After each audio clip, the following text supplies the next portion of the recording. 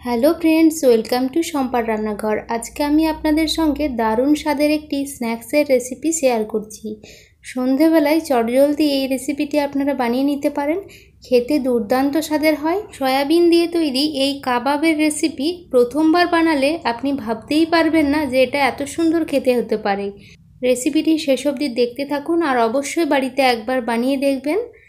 সয়াবিনের কাবাব বানানোর জন্য আমি 100 গ্রাম সয়া বড়ি বা সয়া চাংস নিয়েছি।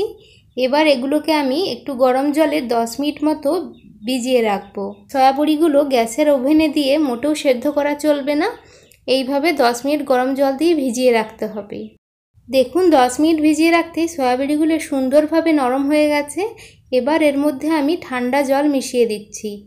এবার হাত দিয়ে চেপে চেপে এইভাবে জলটা একেবারে নিকড়ে নিতে হবে। যতটা সম্ভব হয় জলটা নিকড়ে বের করে তারপর একটা মিক্সিং জারের মধ্যে রেখে দিচ্ছি। সয়া বড়িগুলোর মধ্যে খুব বেশি জল রয়ে গেলে কিমাটা ভালোভাবে বানানো যাবে না, একটা পেস্টের মতো হয়ে যাবে। আর ভালোভাবে জলটা বার করে নিতে পারলে একটা সুন্দরভাবে সয়াবিনের কিমাটা তৈরি হয়ে যাবে। এবার আমি মিক্সির মধ্যে দিয়ে ঘুরিয়ে নিয়ে কিমাটা বানিয়ে নিয়েছি। এবার একটি মিক্সিং বোলের মধ্যে সয়াবিনের কিমাটা ঢেলে নিচ্ছি। দেখুন সয়াবিনের কিমাটা কি সুন্দর ঝরঝরে তৈরি হয়েছে, একেবারেই কিন্তু জলজলে পেস্টের মতো হয়ে যায়নি। এবার এই কিমার মধ্যে দিয়ে দিচ্ছি আলু সেদ্ধ। একটা বড় সাইজের আলু আমি আগে থেকেই সেদ্ধ করে স্ম্যাশ করে রেখেছিলাম। আলু সেদ্ধটা দিলাম, তারপরে দিয়ে দিচ্ছি পেঁয়াজ কুচি। মিডিয়াম সাইজের একটা পেঁয়াজ কুচি করে দিয়ে দিচ্ছি গ্রেট করে রাখা রসুনটা আপনারা চাইলে বাটাও ব্যবহার করতে পারেন, তবে আমি গ্রেট করে রাখা আদা আর গ্রেট করে রাখা রসুনই দিয়েছি। পরিমাণ মতো লবণ দিলাম, দিয়ে দিচ্ছি অল্প একটুখানি হলুদ গুঁড়ো, অল্প একটুখানি জিরের গুঁড়ো দিচ্ছি। এবার দিয়ে দিচ্ছি কাঁচা লঙ্কা কুচি, ঝালটা আপনারা নিজেদের পছন্দ অনুযায়ী দেবেন। অল্প একটু লঙ্কার গুঁড়ো দিচ্ছি, লঙ্কার গুঁড়োর বদলে আপনারা চিলি ফ্লেক্সও ব্যবহার করতে পারেন। এবার হাত দিয়ে একটুখানি মেখে নিলাম।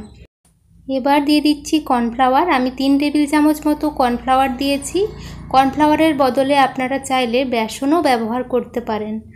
কর্নফ্লাওয়ারটা দেওয়ার পর ভালো করে মেখে নিতে হবে।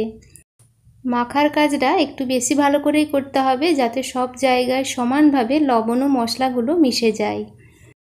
এই রেসিপিটি খুব কম সময়ে বানানো হয়ে যায় আর খাটনিও খুব বেশি নেই। ভালো করে মেখে নিয়েছি। এবার আমি কাবাবের শেপগুলো দিয়ে নেব। আমি অল্প অল্প করে মাখাটি নিয়ে গোল করে কাবাবের শেপগুলো দিয়ে নিচ্ছি। আপনারা নিজেদের ইচ্ছে মতো সাইজটা রাখবেন। আমি খুব বেশি ছোটও করিনি, আবার খুব একটা বড়ও করিনি। প্রথমে অল্প একটুখানি মাখা নিয়ে রুটি বা পরোটার লেচি গোল করার মতো গোল করে শেপটা করলাম, তারপর চ্যাপ্টা করে কাবাবগুলো গড়ে নিলাম। একইভাবে আমি সমস্ত কাবাবগুলো গড়ে নিয়েছি। দেখুন কত সহজে কাবাবগুলো তৈরি করে নিলাম। চলুন এবার ঝটপট ভেজে নিই, তাহলে পরিবেশনের জন্য তৈরি। এবার একটি ফ্রাই প্যানে অল্প সাদা তেল দিয়ে গরম করে নিচ্ছি। তেলটা ভালো করে গরম হয়ে যাওয়ার পর কাবাবগুলো একটি একটি করে দিয়ে দিচ্ছি।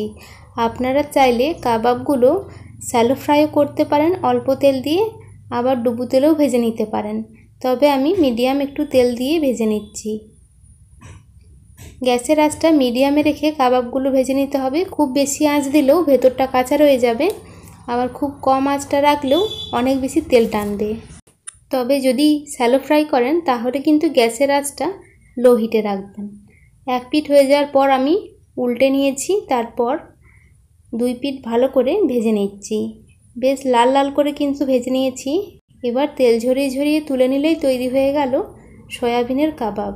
দারুণ সুন্দর খেতে হয়। গরম গরম পরিবেশন করুন টমেটো সসের সাথে বা কাসুন্দির সাথে রাখুন অল্প একটু কাঁচা পেঁয়াজ। সন্ধেটা জাস্ট জমে যাবে।